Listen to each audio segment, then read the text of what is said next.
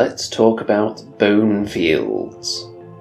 So I've got my hands on these pre-release miniatures from the Bonefields range.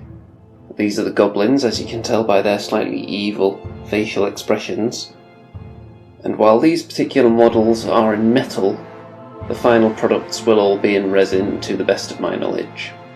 So the first thing that immediately grabbed me about these models is that there's plenty of texture, but they're not over-sculpted. There isn't an abundance of pouches and belts and buckles everywhere that you're going to have to pick out, but there is still plenty to work with. There aren't a lot of big flat surfaces. Even if we look at this banner, for example, it's not very flat. There's plenty of folds in that, so there's something to work with on every piece of the miniature, which is something I like, because I don't like tackling large flat surfaces. I haven't done anything particularly fancy with these. It was just base coats, and then I did some highlights on the banner and on a couple of bits of clothing, and then a nice white dry brush over the whole miniature before the quick shade comes out to play, which I use on lots of Undead models, since they're supposed to look dirty really if they've just crawled up out of the ground in their skeletal form. There's a few different kinds of Goblin here. There are a couple of archers at the back, a couple of regular guys, there's a drummer, the banner which we looked at, and this armoured Goblin as well, which presumably is going to be tough to take down in the game. There is a video of the early state of the rules actually, which I'll put a link to in the description, that lets you see roughly how the game is going to play. It's still on Kickstarter of course, so I think you've got about a week from when this video goes up to go and grab some miniatures. There are a few on there that I'm definitely going to get.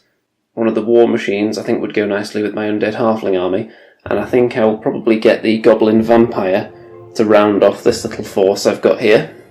I've said not to do anything too crazy with the bases, just a few grass tufts on there. And finally we have a single dwarf as well. So this is a good example of the difference between the two types of skeleton, because at first glance they look similar, but when you see them next to each other you'll notice that the eye sockets look quite a bit different. The Goblin's definitely more sinister looking, and the teeth are much pointier. When I finished painting them I thought I'd done the colour schemes not quite different enough, so I decided, you know what, I'll just put a little black edge round the dwarf base and I'll give them some different kind of tufts so they've got some flowers on there. Because you know dwarves are a bit friendlier than goblins, even in skeletal form. So from looking at the page I believe this is one of the more elite dwarves. And all of these miniatures are one piece by the way, which is very very handy. Obviously they have to be stuck onto the bases. And there weren't too many mould lines that I had to remove either. Very very nice quality. And because these pre-release models were in metal, I've of course gone for the gloss varnish followed by a layer of matte varnish. But when it comes to the final resin miniatures, then there's no need to have that many layers of varnish on there, so I'll probably just go for the matte. So let me know what you think of these suckers, and go and check out the Kickstarter page before it ends.